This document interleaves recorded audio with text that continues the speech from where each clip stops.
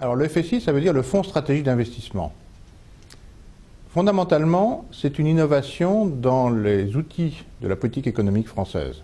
C'est d'ailleurs bien comme ça que le président de la République le décrivait lorsque, le 20 novembre 2008, au discours de Montrichard, il disait « J'ai souhaité la création d'un fonds stratégique d'investissement français qui n'a jamais existé dans l'histoire économique de la France. » C'est-à-dire, en fait, c'est un être hybride entre le public et le privé, investisseur avisé, mais également contributeur à l'économie nationale et à la compétitivité de l'industrie française, au service des entreprises pour renforcer leurs fonds propres.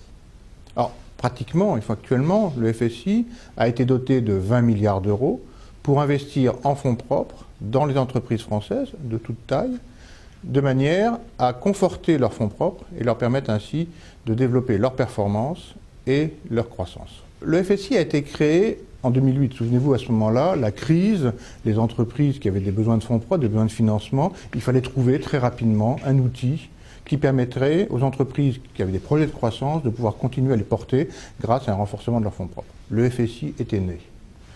Ensuite, le FSI s'est adapté dans la période de reprise qu'on a connue en 2010-2011 et a finalement continué à démontrer son rôle de booster de l'investissement en capital dans les entreprises et de l'investissement industriel. Nous nous retrouvons maintenant dans une situation où les perspectives sont plus incertaines. Et donc finalement, le FSI va certainement retrouver son rôle contracyclique d'investisseur enthousiaste en période plus difficile, ce que le marché ne fait pas. Et c'est bien comme ça qu'il a été conçu, c'est bien ça qui est l'objet de sa création.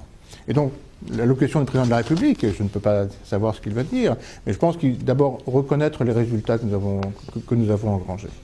Depuis la création du FSI, nous avons contribué, en investissant nous-mêmes des montants considérables, à ce que 5,9 milliards d'euros soient injectés en fonds propres dans plus de 1600 entreprises. Et dans ces 1600 entreprises, plus de 1500 PME. C'est bien l'objet initial. Le fonds avait été créé avec deux thèses, soutenir le développement des petites et moyennes entreprises et des ETI, et sécuriser le capital des entreprises stratégiques. Nous l'avons fait, et je pense que l'encouragement à continuer dans ce sens-là, dans cette période plus incertaine que nous allons vivre maintenant, est certainement ce que nous attendons. J'ai souhaité réunir l'ensemble des parties prenantes du FSI, les entreprises au premier chef, notre gouvernance, qui est très riche et très originale, les équipes du FSI, bien sûr, et puis tous nos partenaires, que sont un certain nombre de banques, un certain nombre de conseils, un certain nombre d'élus locaux, de manière à réfléchir sur, et 3 ans après, puisque le fonds a 3 ans.